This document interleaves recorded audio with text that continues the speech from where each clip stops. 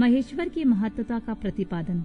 वायु देवता कहते हैं, महर्षियों, इस विश्व का निर्माण करने वाला कोई पति है जो अनंत रमणीय गुणों का आश्रय कहा गया है। वही पशुओं को पाश से मुक्त कराने वाला है। उसके बिना संसार की सृष्टि कैसे हो सकती है? क्योंकि पशु अज्ञानी और पाश अचेतन है। प्रधान परमाणु आदि जितने भी जड़ तत्व हैं, उन सब का कर्ता वह पति ही है। यह बात स्वयं समझ में आ जाती है। किसी बुद्धिमान या चेतन कारण के बिना इन जड़ तत्वों का निर्माण कैसे संभव है? पशु, पाश और पति का जो वास्तव में पृथक पृथक स्वरूप है, उसे जानकर ही ब्रह्मवेता पुरुष योनि से मुक्त होता है। क्षर और अक्षर ये दोनों एक दूसरे से संयुक्त होते हैं। पति या महेश्वर ही व्यक्ताव्यक्त जगत का भरण पोषण करते हैं। वे ही जगत को बंधन से छुड़ाने वाले हैं। भोक्ता, भोग और प्रेरक, ये तीन ही तत्व ज्ञान जानने योग्य हैं। विज्ञ पुरुष के लिए इनसे भिन्न कोई दूसरी वस्तु जानने योग्य नहीं है। सृष्टि के आरंभ से ही एक ही रुद्रदेव विद्यमान रहते हैं, दूसरा कोई नहीं होता। वे ही इस जगत की सृष्टि करके इसकी रक्षा करते हैं और अंत में सबका संहार कर डालते हैं। उनके सब ओर नेत्र हैं, सब ओर मुख हैं और सब ओर भुजाएं हैं और सब ओर चरण हैं। ये ही सबसे पहले देवताओं में ब्रह्मा जी को उत्पन्न करते हैं। श्रुति कहती है कि रुद्रदेव सबसे श्रेष्ठ महान ऋषि हैं। मैं इन महान अमृत स्वरूप अविनाशी पुरुष परमेश्वर को जानता हूँ। इनकी अंग कांति सूर्य के समान है। ये प्रभु अज्ञान अंधकार से परे विराजमान हैं। इन परमात्मा से परे और कोई दूसरी वस्तु नहीं है। इनमें अत्यंत सूक्ष्म और इनसे अधिक महान और कुछ भी नहीं है। यह सारा जगत परिपूर्ण है। इनके सब ओर हाथ, पैर, नेत्र, मस्तक, मुख और कान हैं। ये लोक में सबको व्याप्त करके स्थित हैं। ये संपूर्ण इंद्रियों के विषयों को जानने वाले हैं, परंतु वास्तव में सब इंद्रियों से रहित हैं। सबके स्वामी, शासक, शरण दाता और सुहद्र हैं। ये नेत्र के बिना भी देखते हैं और कान के बिना भी सुनते हैं। ये सबको जानते हैं, किंतु इनको परिपूर्ण रूप से जानने वाला कोई नहीं है। इन्हें परम पुरुष कहते हैं। ये अणु से भी अत्यंत अणु और महान से भी परम महान है। ये अविनाशी महेश्वर इस जीव की हृदय गुफा में निवास करते हैं। एक साथ रहने वाले दो पक्षी एक ही वृक्ष का आश्रय लेकर रहते हैं। उनमें से एक तो वृक्ष के कर्म रूप फल का स्वाद ले लेकर उपभोग करता है, किंतु दूसरा उस वृक्ष के फल का उपभोग न करता हुआ केवल देखता रहता है। जीवात्मा इस वृक्ष के प्रति आसक्ति में डूबा हुआ है, अतः मोहित होकर शोक करता रहता है। जब वह कभी भक्त कृपा से भक्त सेवित परम कारण रूप परमेश्वर का और उनकी महिमा का साक्षात्कार कर लेता है, तब शोक रहित हो सुखी हो जाता है। छंद, यज्ञ, क्रंथ तथा भूत, वर्तमान और भविष्य संपूर्ण विश्व का वह माया भी रचता है और माया से ही उसमें प्रविष्ट होकर रहता है। प्रकृति को ही माया समझना चाहिए और महेश्वर ही वह माया भी है। ये विश्वकर्मा महेश्वर ही परम देवता परमात्मा है, जो सबके हृदय में विराजमान है। उन्हें जानकर ही पुरुष परमानंदमय अमृत का अनुभव करता है। ब्रह्मा से भी श्रेष्ठ असीम एवं अविनाशी परमात्मा में विद्या और अविद्या दोनों गुण भाव से स्थित हैं। विनयशील जड़ वर्ग को ही यहाँ अविद्या कहा गया है और अविनाशी जीव को विद्या नाम दिया गया है। जो उन दोनों विद्या और अविद्या पर शासन करते हैं, वे महेश्वर उनसे सर्वथा भिन्न विलक्षण हैं। ये प्रतापी महेश्वर इस जगत में समष्टि भूत और इंद्रिय वर्ग रूप एक एक जाल को अनेक प्रकार से रचकर इसका विस्तार करते हैं। फिर अंत में संहार करके सबको अनेक प्रकार से एक में परिणत कर देते हैं तथा पुनः सृष्टि काल में सबकी पूर्ववत रचना करके सब पर आधिपत्य करते हैं। जैसे सूर्य अकेला ही ऊपर नीचे तथा अगल बगल की दिशाओं को प्रकाशित करता हुआ स्वयं भी दीदीप्तमान होता है, उसी प्रकार ये भजनीय परमेश्वर अकेले ही समस्त कारण रूप पृथ्वी आदि तत्वों का नियमन करते हैं। श्रद्धा और भक्ति के भाव से प्राप्त होने योग्य आश्रय रहित कहे जाने वाले जगत की उत्पत्ति और संहार करने वाले कल्याण स्वरूप एवं 16 कलाओं की रचना कर उन महादेव को जो जानते हैं, वे शरीर के बंधन को सदा के लिए त्याग देते हैं, अर्थात जन्म मृत्यु के चक्कर से छूट जाते हैं। वे ही परमेश्वर तीनों कालों से परे, निष्कल सर्वज्ञ, त्रिगुणाधीश्वर एवं साक्षात परात्पर ब्रह्मा है। संपूर्ण विश्व उन्हीं का रूप है। वे सबकी उत्पत्ति के कारण होकर भी स्वयं आजन्मा है, स्तुति के योग्य हैं, प्रजाओं के पालक, देवताओं के भी देवता और संपूर्ण जगत के लिए पूजनीय हैं।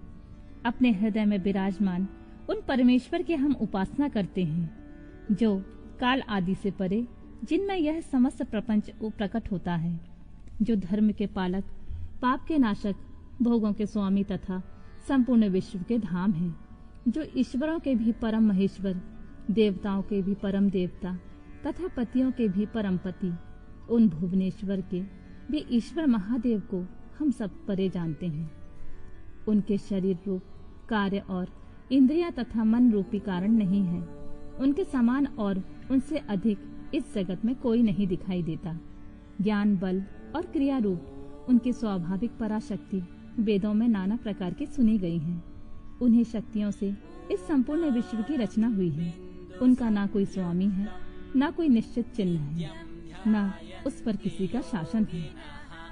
वह समस्त कारणों का भी कारण होता हुआ उनका अधीश्वर भी है।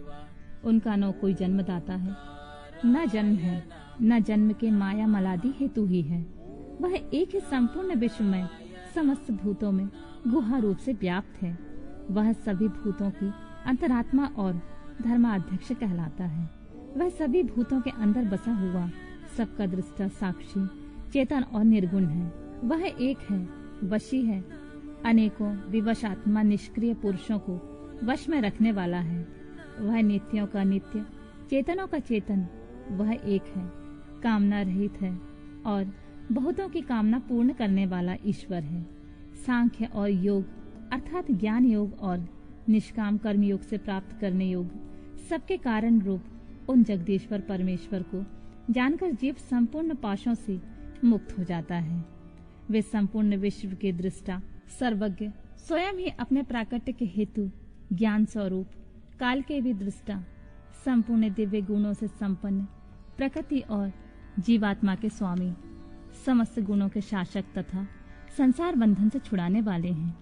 जिन परम देव ने सबसे पहले ब्रह्मा जी को उत्पन्न किया और स्वयं उन्हें वेदों का ज्ञान दिया, अपने स्वरूप विषयक बुद्धि को प्रसन्न करने वाले उन महेश्वर शिव को जानकर मैं इस संसार बंधन से छूटने के लिए उनकी शरण में जाता हूँ।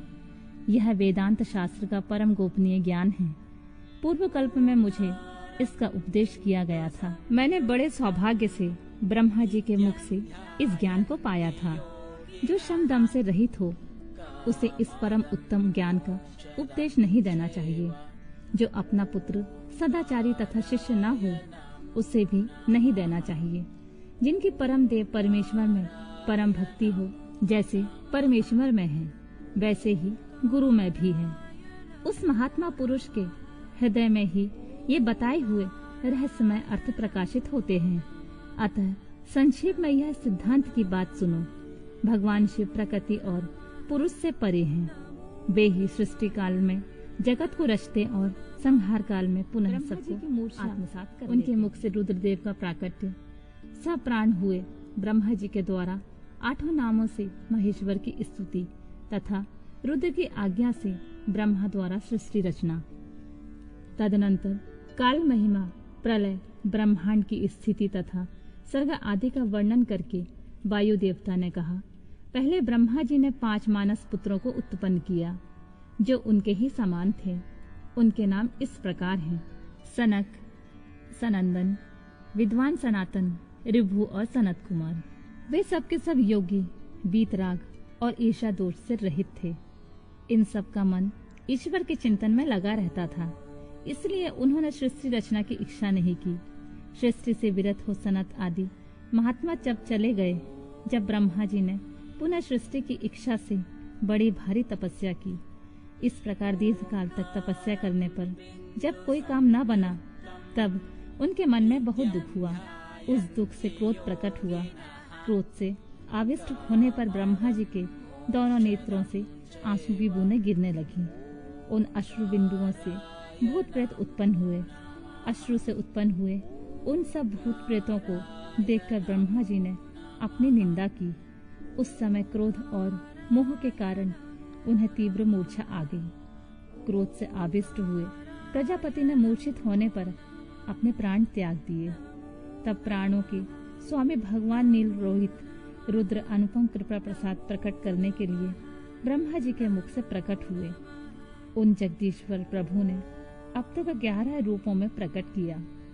महादेव जी ने अपने उस महामना 11 स्वरूपों में कहा, बच्चों, मैंने लोक पर अनुग्रह करने के लिए तुम लोगों की सृष्टि की है, अतः तुम आलस्य रहित हो संपूर्ण लोक में स्थापना हित साधन तथा प्रजा सनातन की वृद्धि के लिए प्रयत्न करो। महेश्वर के ऐसा कहने पर वे रोने और चारों ओर दौड़ने लगे। रोने और दौड़ने के कारण उनका नाम रुद्र हुआ। जो रुद्र हैं वे निश्चय ही प्राण हैं, जो प्राण हैं वे ही महात्मा रुद्र हैं। तत्पश्चात ब्रह्मपुत्र महेश्वर ने दया करके मरे हुए देवता परमेष्ठी ब्रह्मा जी को पुनः प्राण दान दिया। ब्रह्मा जी के शरीर में प्राणों के लौट आने पर रुद्रदेव का मुख प्रसन्नता से खिल उठा। उन विश्वनाथ ने ब्रह्मा जी से यह उत्तम बात कही, उत्तम व्रत का पालन करने वाले जगत गुरु महाभाग, डरो मत, डरो मत। मैंने तुम्हारे प्राणों को नूतन जीवन प्रदान किया है, अतः सुख से उठो। स्वप्न में सुने हुए वाक्य की भांति उस मनोहर वचन को सुनकर ब्रह्मा जी ने प्रफुल्ल कमल के समान सुंदर नेत्रों द्वारा धीरे से भगवान हर की ओर देखा। उनके प्राण पहले की तरह लौट आए थे। अतः ब्रह्मा जी ने दोनों हाथ जोड़कर स्नेहयुक्त गंभीर वाणी के द्वारा उनसे कहा, प्रभु, आप दर्शन मात्र से मेरे मन को आनंद प्रदान कर रहे हैं, अतः बताइए आप कौन हैं जो संपूर्ण जगत के रूप में स्थित हैं? क्या वे ही भगवान आप 11 रूपों में प्रकट हुए हैं? उनकी यह बात सुनकर देवताओं के स्वामी महेश्वर अपने परम सुखदायक कर कमलों द्वारा ब्रह्मा जी का स्पर्श करते हुए बोले, देव, तुम्हें ज्ञात होना चाहिए कि मैं परमात्मा हूँ और इस समय तुम्हारा पुत्र होकर प्रकट हुआ हूँ। यह जो 11 रुद्र हैं तुम्हारी सुरक्षा के लिए यहाँ आए हैं, अतः तुम मेरे अनुग्रह से इस तीव्र मूर्छा को त्याग कर जाग उठो और पूर्ववत प्रजा की सृष्टि करो। भगवान शिव के ऐसा कहने पर ब्रह्मा जी के मन में बड़ी प्रसन्नता हुई। उन विश्वात्मा ने 8 नामों द्वारा परमेश्वर शिव का स्तवन किया। ब्रह्मा जी बोले, भगवान रुद्र, आपका तेज असंख्य सूर्यों के समान अनंत है, आपको नमस्कार है। रस स्वरूप और जलमय विग्रह वाले आप भव देवता को नमस्कार है। नंदी और सुरभि ये दोनों आपके स्वरूप हैं। आप पृथ्वी रूपधारी सर्व को नमस्कार है। स्पर्शमय वायु रूप वाले आपको नमस्कार है। आप ही वसु रूपधारी ईश हैं, आपको नमस्कार है।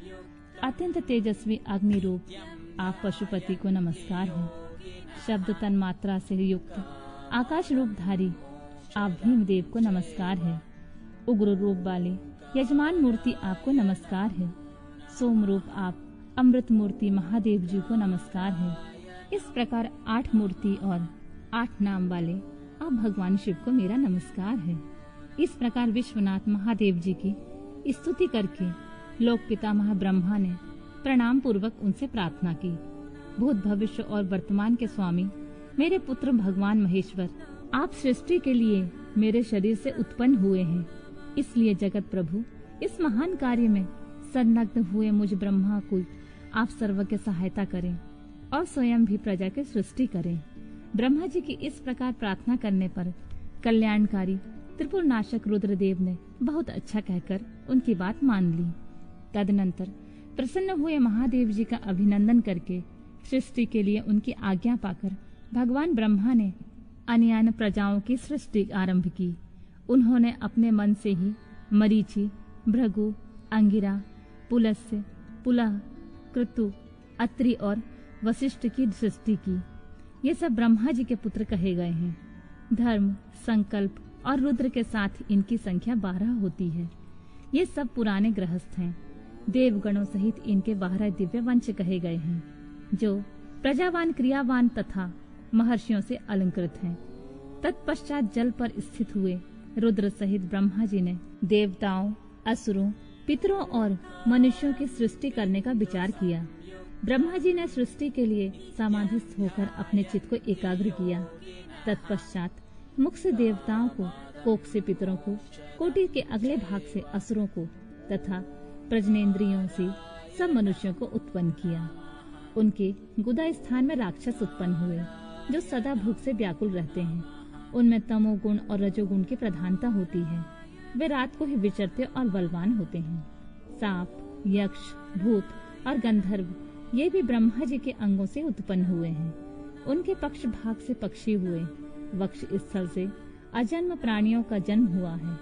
मुख से बकरे और पार्श्व भाग से भुजंगमों की उत्पत्ति हुई है। दोनों पैरों से घोड़े, हाथी, शरभ, नीलगाय, भृग, ऊंट, खच्चर नामक भृग तथा पशु जाति के अन्य प्राणी उत्पन्न हुए हैं। रोमावलियों से औषधियों और फल फूलों का प्राकट्य हुआ है। ब्रह्मा जी के पूर्ववर्ती मुख से गायत्री छंद, ऋग्वेद, त्रिवित्र, तोम, रथंतर, साम तथा अग्नियोष्ठोम की यज्ञ की उत्पत्ति हुई है। उनके दक्षिण मुख से यजुर्वेद, त्रिदुप्त, छंद, पंचदश, तोम, रथंतर, साम तथा अग्निष्टोम नामक यज्ञ की उत्पत्ति हुई है। उनके दक्षिण मुख से यजुर्वेद, त्रिस्तुप, छंद, पंचदश, तोम, बृहस्साम और उपकेत नामक यज्ञ की उत्पत्ति हुई है। उन्होंने अपने पश्चिम मुख से सामवेद, जगति छंद, सप्तदश, तोम, वैरूप्य, साम्य और अतिरात्र नामक यज्ञ को प्रकट किया। उनके उत्तरवर्ती मुख से एकविंश, तोम, अथर्ववेद, आयुक्तयाम नामक यम, अनुष्ठन और वैराज नामक साम्य का प्रादुर्भाव हुआ। उनके अंगों से और भी बहुत छोटे छोटे प्राणी उत्पन्न हुए।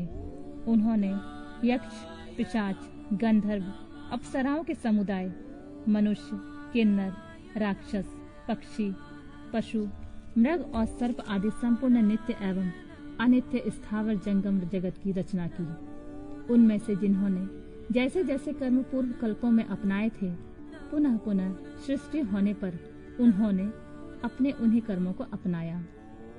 उस समय वे अपने पूर्व भावना से भावित होकर हिंसा अहिंसा से युक्त, मृदु कठोर, धर्म अधर्म तथा सत्य और मिथ्या कर्म को अपनाते हैं, क्योंकि पहले ही वासना के अनुकूल कर्म ही उन्हें अच्छे लगते हैं। इस प्रकार विधाता ने स्वयं ही इंद्रियों के विषय, भूत और शरीर आदि में विभिन्नता और व्यवहार की सृष्टि की। उन पितामह ने कल्प के आरंभ में देवता आदि प्राणियों के नाम, रूप तथा कार्य विस्तार को वेदोक्त वर्णन के अनुसार ही निश्चित किया। ऋषियों के नाम तथा जीविका साधक कर्म भी उन्होंने वेदों के अनुसार ही निर्दिष्ट किए। अपनी रात व्यतीत होने पर अजन्मा ब्रह्मा ने स्वरचित प्राणियों को वे ही नाम और कर्म दिए जो पूर्व काल में उन्हें प्राप्त थे। जिस प्रकार भिन्न भिन्न ऋतुओं के पुनः पुनः आने पर उनके चिन्ह और नाम रूप आदि पूर्ववत रहते हैं, उसी प्रकार युगादि काल में भी उनके पूर्व भाव ही दृष्टिगोचर होते हैं। इस प्रकार स्वयंभू ब्रह्मा जी की लोक सृष्टि उन्हीं के विभिन्न अंगों से प्रकट हुई है। महत् से लेकर विशेष पर्यंत सब कुछ प्रकृति का विकार है।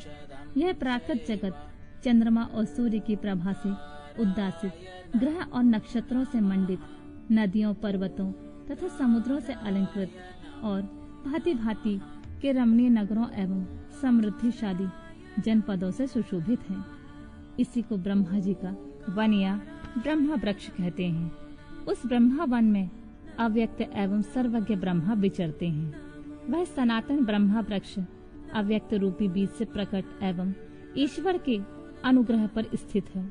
बुद्धि इसका तना और बड़ी बड़ी डालियां हैं। ब्रह्मा भीतर के खोखले हैं। महाभूत इसकी सीमा है। विशेष पदार्थ इसके निर्मल पत्ते हैं। धर्म और अधर्म इसके सुंदर फूल हैं। इसमें मुख और दुख रूपी फल लगते हैं। यह संपूर्ण भूतों का जीवन का सहारा है। ब्राह्मण लोग सुदलोक में उनका मस्तक आकाश को नाभि, चंद्रमा और सूर्य को नेत्र, दिशाओं को कान और पृथ्वी को उनके पैर बताते हैं। वे आचिंत्य स्वरूप महेश्वर ही सब भूतों के निर्माता हैं। उनके मुख से ब्राह्मण प्रकट हुए हैं। वक्ष स्थल से ऊपरी भाग से क्षत्रियों की उत्पत्ति हुई है। दोनों जांघों से वैश्य और पैरों से शूद्र उत्पन्न हुए हैं। इस प्रकार उनके अंगों से ही संपूर्ण वर्णों के ब्रह्मा जी के मुख से प्रकट होने का रहस्य। रुद्र के महामहिम स्वरूप का वर्णन, उनके द्वारा रुद्रगणों की सृष्टि तथा ब्रह्मा जी के रोकने से उनका सृष्टि से विरत होना। ऋषि बोले, प्रभु, आपने चतुर्मुख ब्रह्मा के मुख से परमात्मा रुद्रदेव की सृष्टि बताई है। इस विषय में हमको संशय होता है, जो प्रलय काल में कुपित होकर ब्रह्मा विष्णु और अग्नि सहित समस्त लोक का संहार कर डालते हैं, जिन्हें ब्रह्मा और विष्णु भय से प्रणाम करते हैं। जिन लोक संहारकारी महेश्वर के वश में दोनों सदा रहते हैं, जिन महादेव ने पूर्व काल में ब्रह्मा और विष्णु को अपने शरीर से प्रकट किया था, जो प्रभु सदा ही उन दोनों के योगक्षेम का निर्वाह करने वाले हैं, वे आदि देव पुरातन पुरुष भगवान रुद्र अव्यक्त जन्मा ब्रह्मा जी के पुत्र कैसे हो गए? तात, भगवान ब्रह्मा ने मुनियों से जैसी बात बताई थी, वह सब आप ठीक ठीक कहिए। भगवान शिव के उत्तम यश का श्रवण करने के लिए हमारे हृदय में बड़ी श्रद्धा है। वायु देवता ने कहा, ब्राह्मणों, तुम सब लोग जिज्ञासा में कुशल हो, अतः तुमने यह बहुत ही उचित प्रश्न किया है। मैंने भी पूर्व काल में पितामह ब्रह्मा जी के समक्ष यही प्रश्न रखा था। उसके उत्तर में पितामह ने मुझसे जो कुछ कहा था, वही मैं तुम लोगों को बताऊंगा। जैसे रुद्रदेव उत्पन्न हुए और फिर जिस प्रकार ब्रह्मा और विष्णु की परस्पर उत्पत्ति हुई, वह सब विषय सुना रहा हूँ। ब्रह्मा, विष्णु और रुद्र तीनों ही कारणात्मा हैं। वे क्रमशः चराचर जगत की सृष्टि, पालन और संहार के हेतु हैं और साक्षात महेश्वर से प्रकट हुए हैं। उनमें परम ऐश्वर्य विद्यमान है। वे परमेश्वर से भावित और उनकी शक्ति से अधिष्ठित हो सदा उनके कार्य में करने में समर्थ होते हैं। पूर्व काल में पिता महेश्वर ने ही उन तीनों को तीनों कर्मों में नियुक्त किया था। ब्रह्मा जी की सृष्टि काल में, विष्णु की रक्षा कार्य में तथा रुद्र की संहार कार्य में नियुक्ति हुई थी। कल्पांतर में परमेश्वर शिव के प्रसाद से रुद्रदेव ने ब्रह्मा और नारायण की सृष्टि की थी। इसी तरह दूसरे कल्प में जगन्मय ब्रह्मा ने रुद्र और विष्णु को उत्पन्न किया था। फिर कल्पांतर में भगवान विष्णु ने भी रुद्र तथा ब्रह्मा जी की सृष्टि की थी। इस तरह पुनः ब्रह्मा ने नारायण की और रुद्रदेव ने ब्रह्मा की सृष्टि की। इस प्रकार विभिन्न कल्पों में ब्रह्मा, विष्णु और महेश्वर परस्पर उत्पन्न होते और एक दूसरे का हित चाहते हैं। उन कल्पों के वृतांत को लेकर महर्षिगण उनके प्रभाव का वर्णन किया करते हैं। प्रत्येक कल्प में भगवान रुद्र के आविर्भाव का जो कारण है, उसे मैं बता रहा हूँ। उन्हीं के प्रादुर्भाव से ब्रह्मा जी की सृष्टि का प्रभाव अविच्छिन्न रूप से चलता रहा। ब्रह्मांड से उत्पन्न होने वाले ब्रह्मा प्रत्येक कल्प में प्रजा की सृष्टि करके प्राणियों की वृद्धि न होने से जब अत्यंत दुखी हो मूर्छित हो जाते, तब उनके दुख की शांति और प्रजा वर्ग की वृद्धि के लिए उन कल्पों में रुद्रगण के स्वामी काल स्वरूप नील लोहित महेश्वर रुद्र अपने कारणभूत परमेश्वर की आज्ञा से ब्रह्मा जी के पुत्र होकर उन पर अनुग्रह करते हैं। वे ही तेजो राशि, अनामय, अनादि, अनंत धाता, भूत संहारक और सर्वव्यापी भगवान ईश परम ऐश्वर्य से संयुक्त परमेश्वर से भावित और सदा उन्हीं की शक्ति से अधिष्ठित हो उन्हीं के चिन्ह धारण करते हैं। उन्हीं के नाम से प्रसिद्ध हो उन्हीं के समान रूप धारण कर उनके कार्य करने में समर्थ होते हैं। इनका सारा व्यवहार उन्हीं परमेश्वर के समान होता है। ये उनकी आज्ञा के पालक हैं। सहस्रों सूर्यों के समान उनका तेज है। वे अर्धचंद्राकार के आभूषण से रूप में धारण करते हैं। उनके हार, बाजूबंद और कड़े सर्पमय हैं। वे मूंछ की मेखला धारण करते हैं। जलंधर, विरंच और इंद्र उनके सेवा में खड़े रहते हैं तथा हाथ में कपाल खंड उनकी शोभा बढ़ाता है। गंगा की ऊंची तरंगों से उनके पिंगल वर्ण वाले केश और मुख भीगे रहते हैं। उनके कमनीय कैलाश पर्वत की विभिन्न प्रांत टूटी हुई दाढ़ वाले सिंह आदि वन्य पशुओं से आक्रांत है। उनके बाएं कानों के पास गोलाकार कुंडल झिलमिलाता रहता है। वे महान वृषभ पर सवारी करते हैं। उनकी वाणी महान बेग की गर्जना के समान गंभीर है। कांति प्रचंड अग्नि के समान उद्दीप्त है और बल पराक्रम भी महान है। इस प्रकार ब्रह्मपुत्र महेश्वर का विशाल रूप बड़ा भयानक है। वे ब्रह्मा जी को विज्ञान देकर सृष्टि कार्य में उनकी सहायता करते हैं। अतः रुद्र के कृपा प्रसाद से प्रत्येक कल्प में प्रजापति की प्रजा सृष्टि प्रवाह रूप से नित्य बनी रहती है। एक समय ब्रह्मा जी ने नील लोहित भगवान रुद्र से सृष्टि करने की प्रार्थना की। तब भगवान रुद्र ने मानसिक संकल्प के द्वारा बहुत से पुरुषों की सृष्टि की। वे सब के सब अपने ही समान थे। सब ने जटाजूट धारण कर रखे थे। सभी निर्भय, नीलकंठ और त्रिनेत्र थे। जरा और मृत्यु उनके पास भी नहीं पहुंचने पाती थी। चमकीले शूल उनके श्रेष्ठ आयुध थे। उन रुद्रगणों ने संपूर्ण 14 भवनों को आच्छादित कर लिया था। उन विविध रुद्रों को देखकर पितामह ने रुद्रदेव से कहा, देव देवेश्वर, आपको नमस्कार है। आप ऐसी प्रजाओं की सृष्टि ना कीजिए, आपका कल्याण हो। अब दूसरी प्रजाओं की सृष्टि कीजिए जो मरण धर्म वाली हो। ब्रह्मा जी के ऐसा कहने पर परमेश्वर रुद्र उनसे हंसते हुए बोले, मेरी सृष्टि वैसी नहीं होगी। अशुभ प्रजाओं की सृष्टि तुम ही करो। ब्रह्मा जी से ऐसा कहकर संपूर्ण भूतों के स्वामी भगवान रुद्र उन रुद्रगणों के साथ प्रजा की सृष्टि के कार्य में निवृत्त हो गए।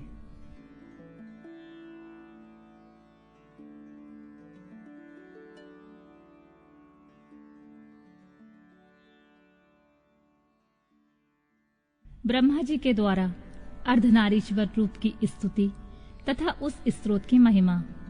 वायुदेव कहते हैं, फिर जब ब्रह्मा जी की रची हुई प्रजा ना बढ़ सकी, तब उन्होंने पुनः मैथुनी सृष्टि करने का विचार किया।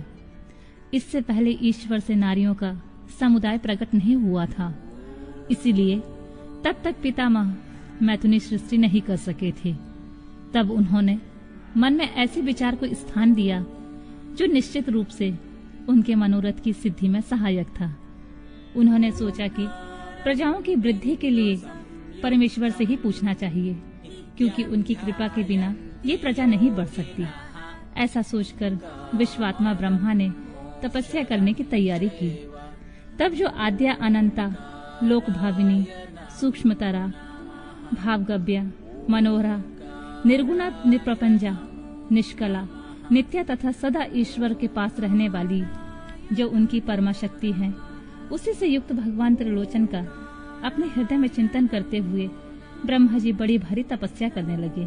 तीव्र तपस्या में लगे हुए परमेष्ठी ब्रह्मा पर उनके पिता महादेव जी थोड़े ही समय में संतुष्ट हो गए।